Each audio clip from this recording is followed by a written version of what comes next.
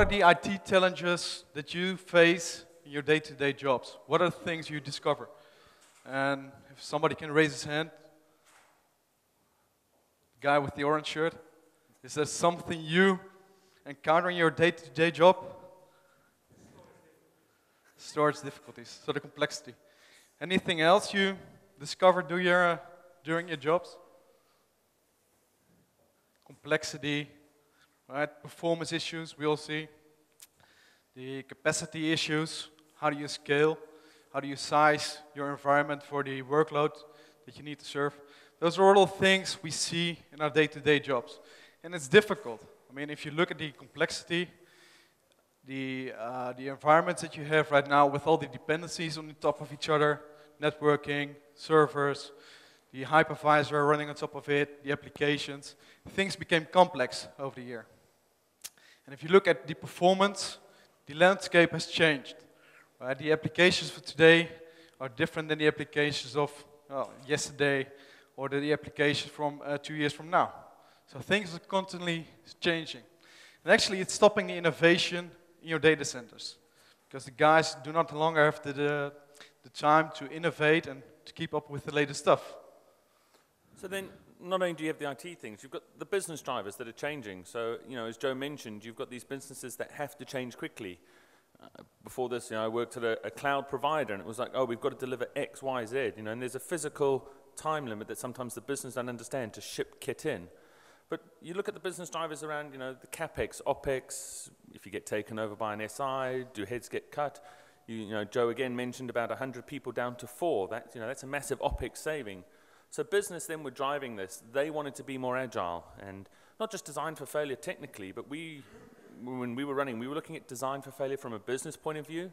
So make a decision, we go one route, you know what? If we screwed up, change direction, change quickly. And that was a business decision that we had to make that then, you know, the poor old IT guys having to go, okay, hang on a minute, you asked me to buy kit to deliver X, now you've changed to do Y. So how do we keep up with that? And cloud, I've seen, has started to change with that. So been doing VMware stuff for about 15, 16 years now. You know, it was test and dev, and we slowly moved into production, then VDI. And cloud's come along and has enabled businesses to really say, you know what, I'm going to try that out. You know, we used to hear about server creep, desktops under, you know, desks all around the place. And then it was, oh, this, you know, you've got an Amazon account or someone's gone out and put stuff on App Cloud. And you get cloud creep because, well, you can just try stuff out. You can be agile and fail quickly. If it doesn't work, you know what? You shut down the servers and move off. That is now creeping then into the enterprise. So, you know, we came out with virtualization. Yeah. I mean, if you look back at what the infrastructure is, actually it's a bunch of iron, right? Constructed with each other, compute storage, local storage. And well, virtualization brought all the benefits. Utilizing your CPUs more, making more use of your memory. I mean, that's what is a use advantage of virtualization.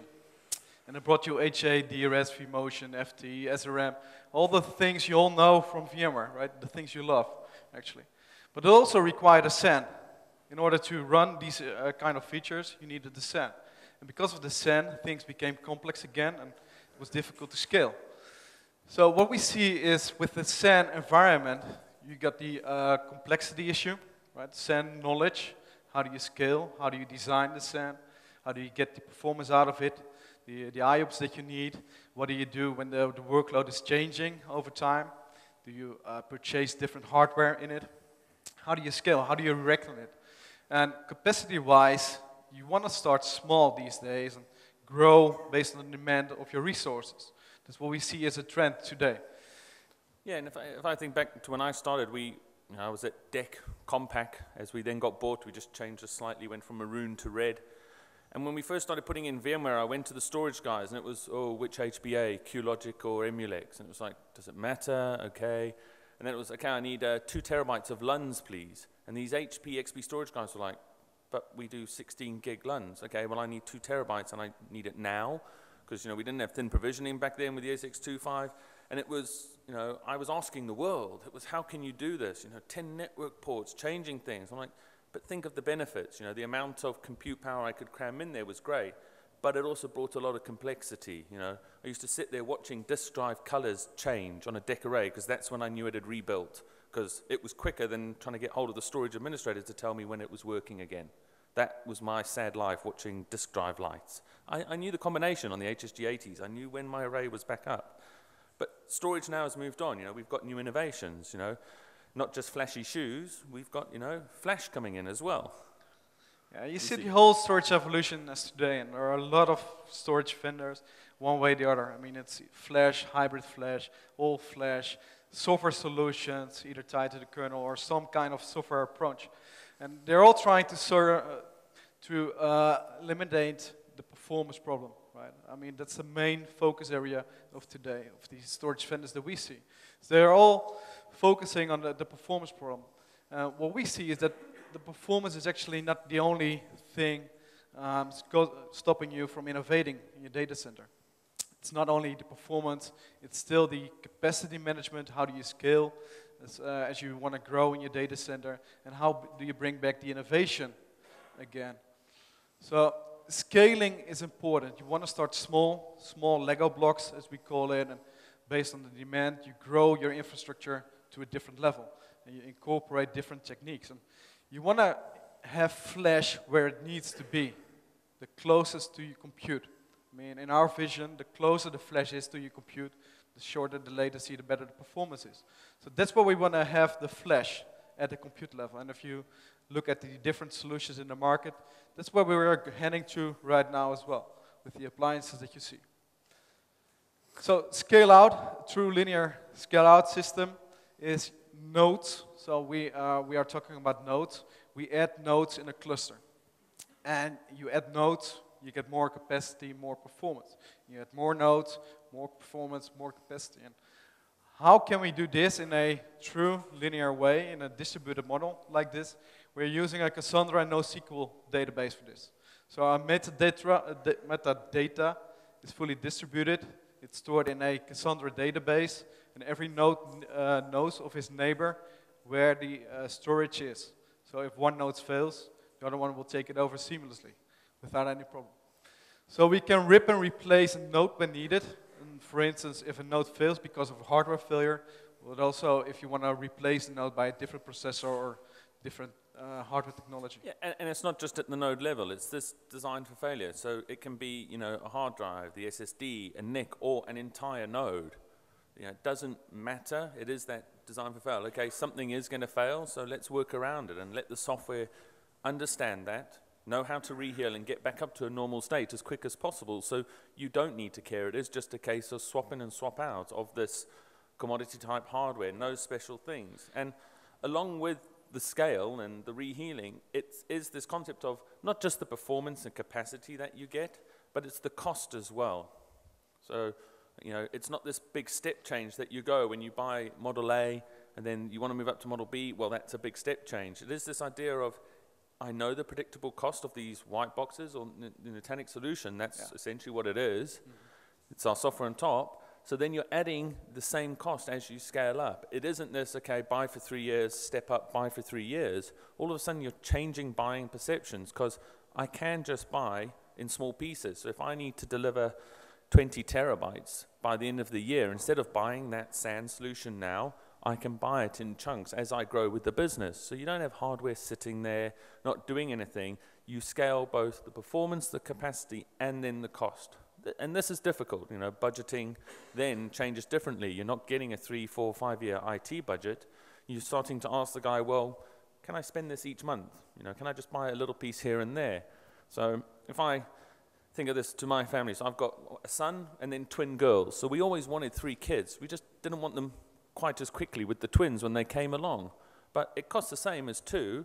And, you know, we just scaled up as we could. Now, whether I got them 1, 2, 3, or 1 and then 2, it doesn't matter. You can add what you need when you need. Now, it's not what we wanted. It wasn't when we wanted, but you can adapt to it. And the model of this predictable scale allows for that. You know what you're getting.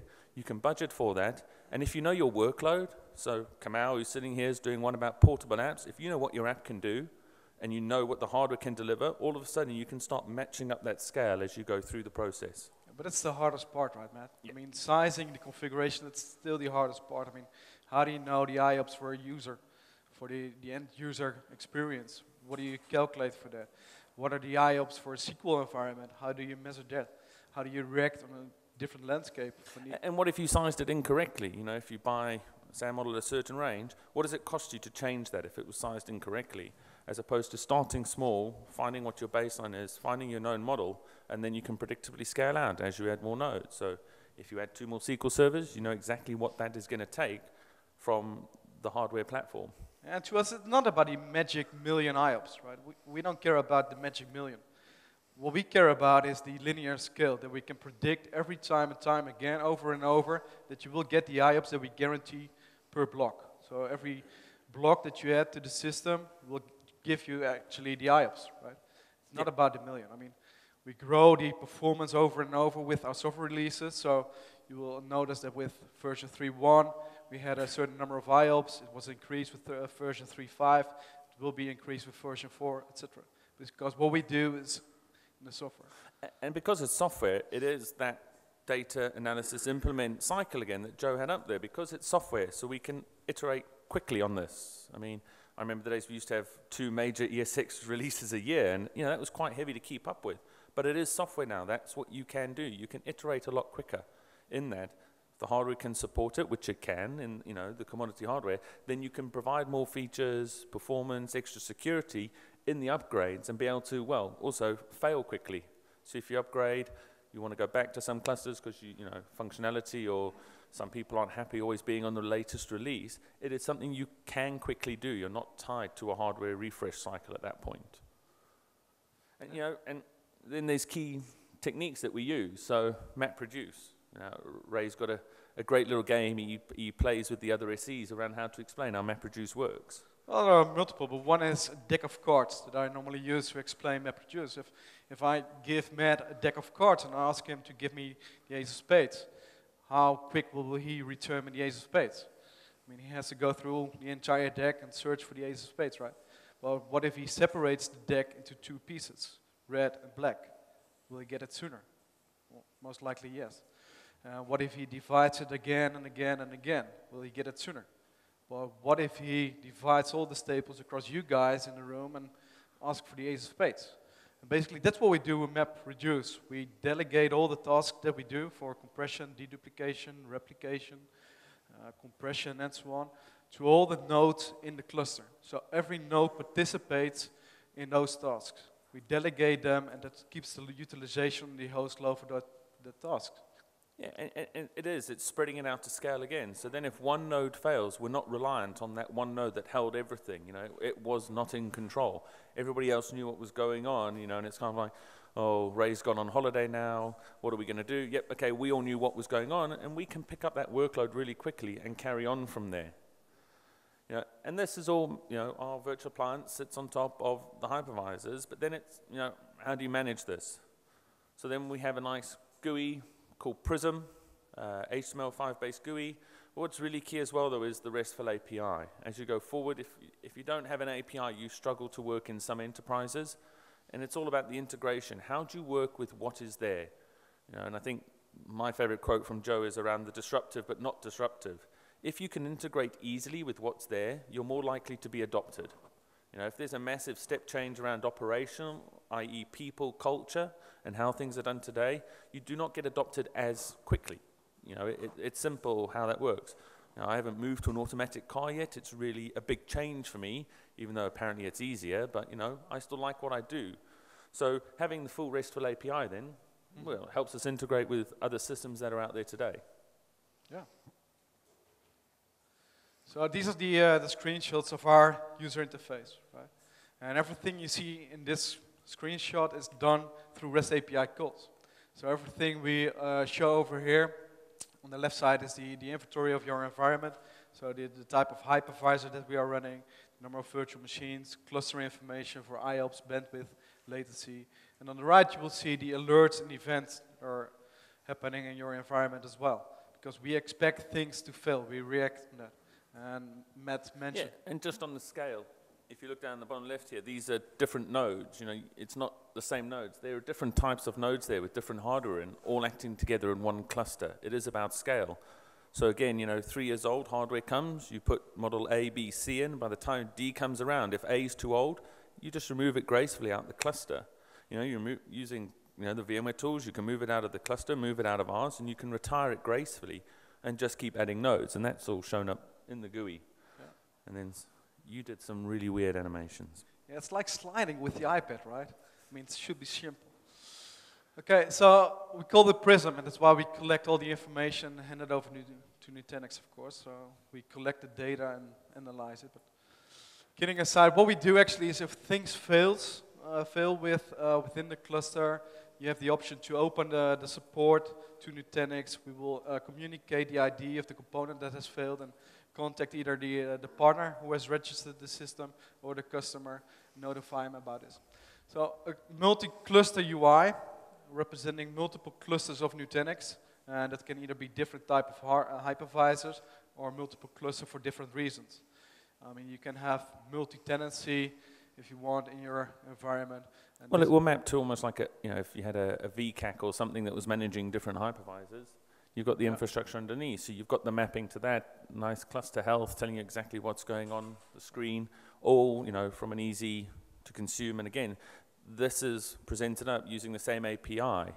So the management, our Prism management uses our own API, so there's no separate management channel. So it's consistent information no matter how you want to consume that.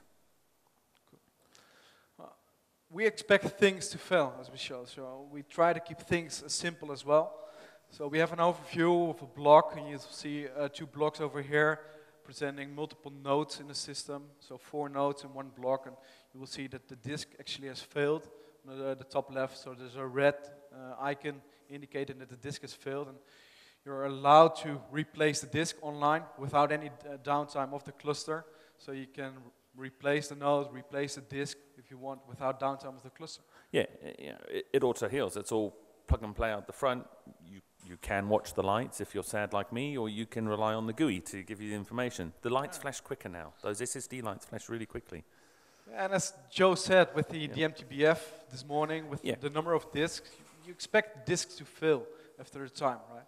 So the number of disks are multiplied, and this path gets shorter. I mean, if you talk to the hardware manufacturers, if you look, I think they say a PCI card slot will fail on a motherboard, MTBF, before some hard drives nowadays. So, what are you really worried about? Where are you going to look? Is it power supplies, redundancy?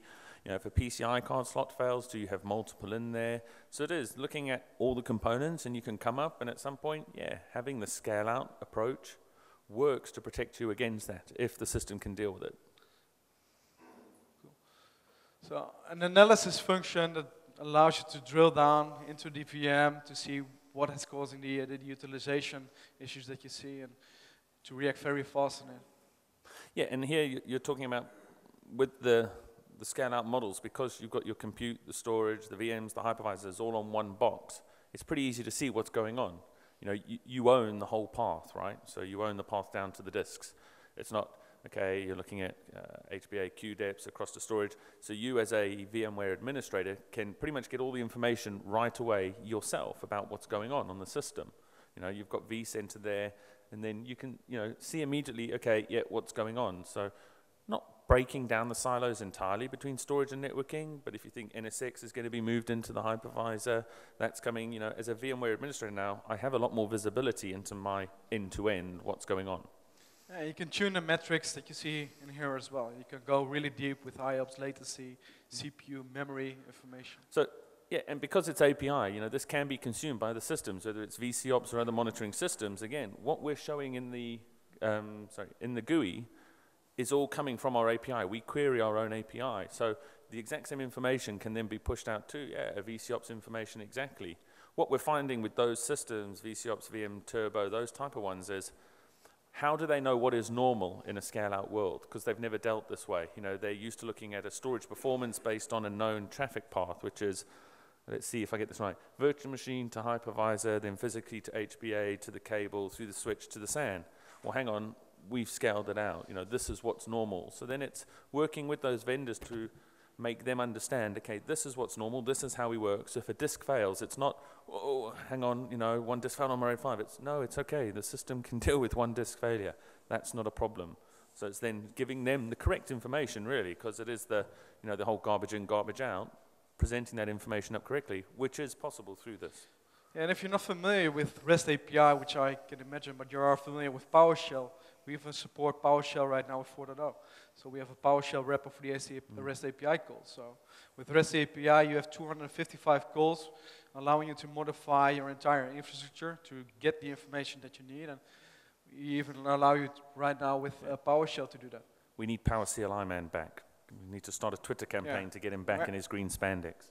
Yeah, it was sexy. So, what workloads can you run on this? This isn't, a specific reference architecture for a certain, whether it's EUC or, business critical apps. The idea is the system can handle anything you throw at it. So it's not, okay, I need this for EUC and I need this for my tier 1 apps. It's, whatever application we throw at this, the system can handle it. It knows how to deal with that in a scale-out architecture.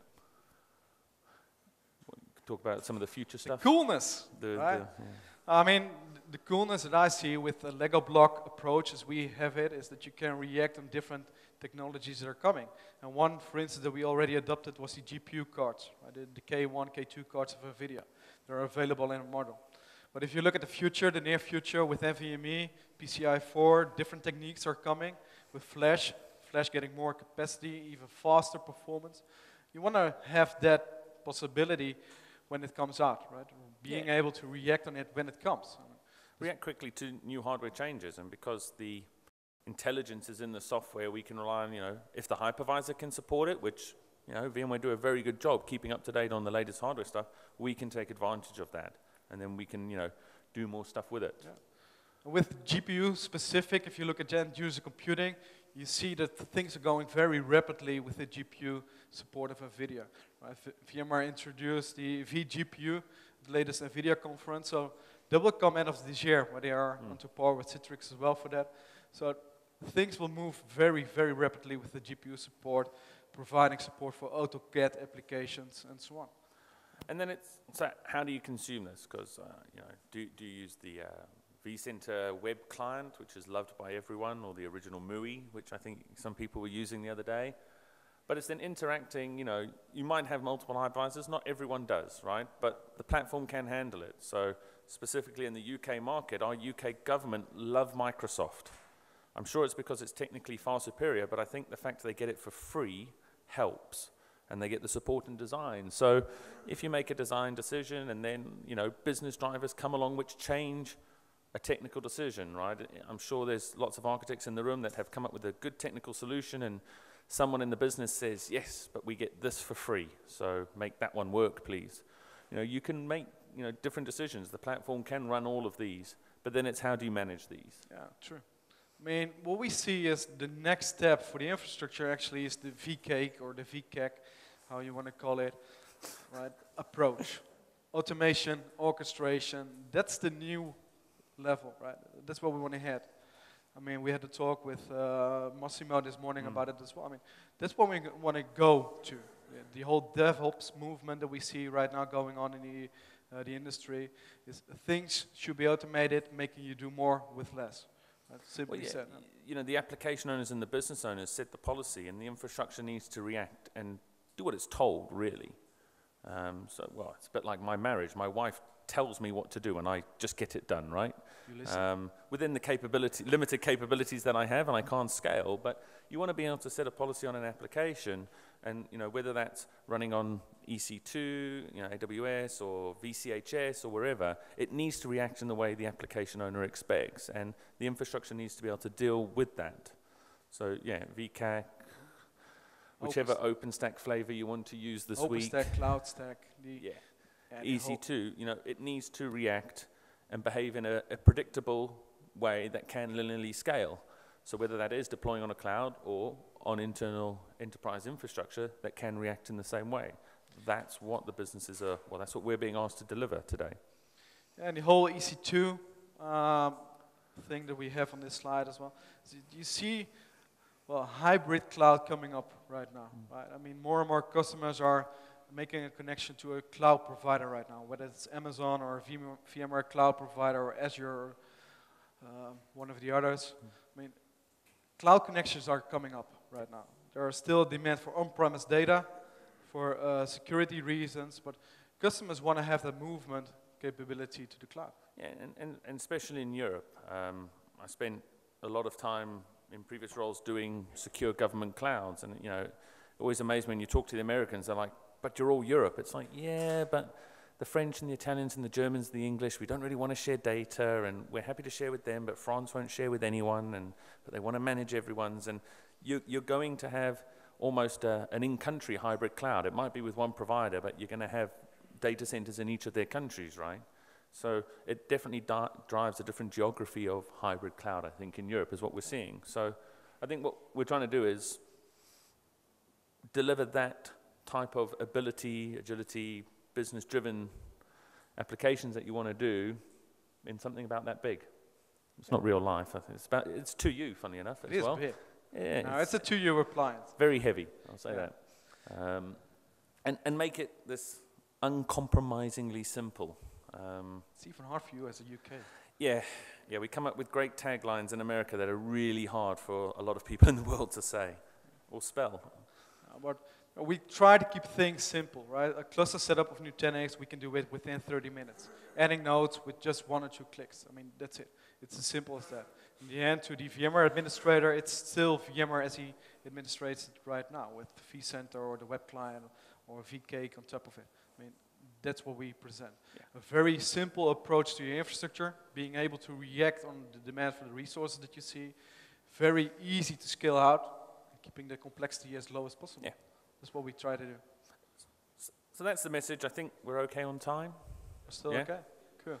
So we didn't want to do death by product PowerPoint. We do have some slides in case people are interested. But it was really, some of the things we look at is around this, what is web scale IT? So, you go out to the different Gartner, Wikipedia sites and all of those, and you try to come up with some of the key decisions. And, to me, the one that hits out is the design for failure bit. Rolling upgrades are the norm. I think that is going to be, that's going to be a key characteristic of these things. The auto remediation, so the health, it goes down, it fails, so what? I get an alert, everything just carries on. I don't have to react immediately.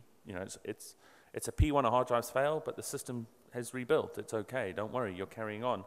And then the dashboards, the metric, how is this going? What is presenting? Because when you move to a cloud, do you care about the hardware? You'll have an SLA that a service is up. How they deliver that is up to them, really. But you want that information. And you can guarantee if you miss an SLA, or if a cloud provider misses an SLA, as a customer, I'd be going straight to them saying, right, I want to know what failed. How are you measuring this?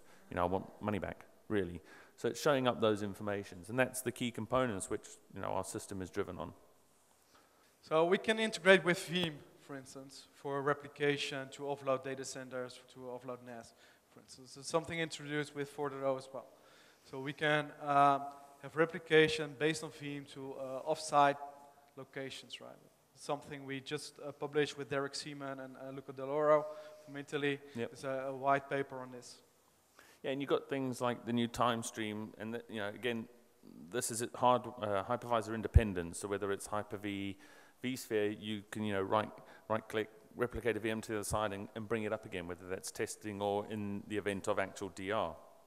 You like your MapReduce? Yeah, this is something very cool, in my opinion. I mean, MapReduce is something we introduced for deduplication. We already had deduplication for the flash, so for memory and for the SSDs, and we introduced it for capacity right now as well for 4.0. So what we do is that all the nodes participate in the cluster for deduping the data, right? So every node knows where the data is and it deduplicates it with the metadata that is running in the Cassandra database, in the NoSQL database. The multi-cluster stuff, which we spoke about, so this is then coming not just, you've got one Nutanix cluster, as you scale up, you can start managing multiple ones. If you're a managed service provider, you might have multiple customers. And it's about giving you that one view of the entire system, and then being able to drill down to where you see the problems, whether that's amber, red light, whatever you're doing. Always shows up better on the screen than here. And if you want to, so, getting the overall picture, this is my entire estate, and then drilling down to what I do. So again, in Europe, geographically dispersed, companies have data centers in different countries. They can have one view and then drill down into that. And the red heart that you show, it's changing color based on your health in your data center as well. I mean, I Yeah, so can instead of watching a light, now you get a little button on the screen that basically says, oh, you're not protected. You're protected now. It's not as quick as the light, but... Yeah, until it runs in the flat line. So cluster health is included right now with the 4.0 release. So you have the entire option to check on the health for the components, the several components that we have in the data center, whether it's physical or software-based. We do have an entire filtering mechanism in place for that as well, where you can easily drill down to the component that has failed. I mean, in the end, we expect things to fail, right? I mean, hard disk will fail, nodes will fail, and we will recover from that easily without downtime. Yeah, and it's the idea of the commodity hardware, yet very, good commodity hardware, not just something, you buy at a PC World or something. The idea is that it's not specialist hardware, so you can just swap and replace pretty quickly. You can take advantage of that when you do this. The one-click upgrades, this really comes down to that quick iteration. I think it's fair to say today it's a command that you run on our appliance, and it goes out and does it in a distributed fashion. So if you've got 12 nodes, it'll go out and upgrade all 12 nodes over a period of time. There's no reason to the sequence that it does it. It won't do number 1, 2, 3, 4, 5, 6, 7, 8. It works out which one's less busy and goes around and keeps the cluster up. So your VMs don't go down while it's upgrading the cluster. It is this distributed system that works out, okay, I need to upgrade. I'll get it done. I'll let you know when I'm done all my nodes. Yeah. And then going forward in version 4, this is now rolled into the GUI. So if you are brave enough to right-click upgrade, like we all do on day 1 of new releases, and we trust the systems to do it, this is there now. The thing, because we said above, this is independent of the hypervisor, so it is sitting on top, so it's different. Just to make clear, you're not upgrading the hypervisor and hardware. This is just a software component that's giving you the distributed scan-out system there.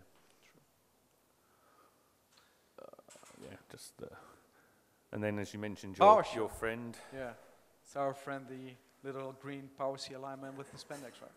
Now we noticed that there is a demand for Power CLI, PowerShell commands, a wrapper around the RESTful API. I mean, to make things simpler for the community. So that's why we included the PowerShell. Yeah, and I think a good thing here as well is a couple of our guys in the US tweeted about this and made it known, and guys at VMware, specifically Alan Renew, and the guys came back and said, oh, you might want to change this because this is changing, and we're able to do that quickly. It's software. So something like PowerShell, we can quickly fix the error that came out in that. Just a different way of doing things, and we're able to take feedback from the community, and I think that's definitely a great thing in things like, especially the PowerShell community. You get a lot of feedback quickly, and you can change decisions. So if you think not business agility, almost technical agility based on community feedback, you can get those errors changed very quickly and fixed. Yeah, true. So resilience, we have a replication factor, as we call it. So with traditional systems, you have a RAID controller with a RAID configuration. In our case, we have a replication factor of 2 or 3 with 4.0 that will increase the number of blocks distributed in your cluster. Right, so with 2, you can lose 2 nodes. With 3, you can lose more. It's as simple as that. So the number of data will be distributed across more and more nodes. Yeah, and this is what we call it the container level. So, one hard disk can hold RF2 and RF3 and dedupe and compressed data. You're not tying in a hard drive to a certain setting. It is all software done at this container level. So, the business can just say, I need RF3, and it will be deployed on the correct container for that. So block awareness, as we call it, the ability to lose an entire chassis. Right? So with block awareness, we allow you to lose an entire chassis. And with upcoming features, we will even allow you to lose an entire rack, for instance. And that's going to the Google approach by being able to lose a disk, component, a node, or a chassis, or a rack. Yeah, it's a bit like Amazon availability zones. You deploy into a zone. If you want full resiliency across that, you deploy in multiple zones. And you want that modeled into the enterprise. A lot of our hospitals in the UK have data centers either side of their buildings, and they're about just under a mile apart with their own fiber. So, it's a great solution instead of, today it's SAN replication. They have to have like for like on the same side at a certain level of scale. Now they can deploy, a cluster that is seen as one, but across the 2 sites, and, protect against an entire site failure. So, that is coming in the next release, so available for that. Just shows how it moves. I think this is the last slide. This is what they actually look like. I normally start with this with new people that I go, you know, what do I get? Well, you get something that's 2U, and it's either got 4 servers in the back or 2 servers in the back. Yeah. You know, that Supermicro chassis with Intel CPUs in, guys. You know, it's not magic that's showing here. This is stuff that you see day in, day out with the power supplies, and that is the idea. You scale one node at a time. So once you've built with 3, you're scaling 1 server at a time. You can mix and match and do what you want depending on CPU, storage, RAM that you want to put in. It is just 1 x86 server at a time that you're scaling at here. Yeah, there's one more. Oh. Those are the specifications for the different models, right? Yeah, I was busy with PowerPoint, right? I'm going to get RSI. I like it. Never let him do PowerPoint on an iPad. He just sits there playing with stuff. Yeah, that's good. Here you see the different models, and we can mix and match every model that we have. Right? Whether it's the 3000 series, the 6, or the 7000 series, which you normally see. For more capacity, we use the 6000 series. For GPU cards, we have the 7000 series. And the mainstream model is the 3000 series. I don't know if Matt's corrected, but we can have a density up to 50 to 120, 150 VMs based on your CPU configuration of the VM, of course. But if you want to have more storage, you add a 6000 series. If you want to have more compute, you add a 3000 series and so on. If you want to have GPU in your data center, you add a 7000 series. It's as simple as that. And you can mix and match them within a cluster. And based on EVC techniques of VMware, you can even mix and match different CPU models.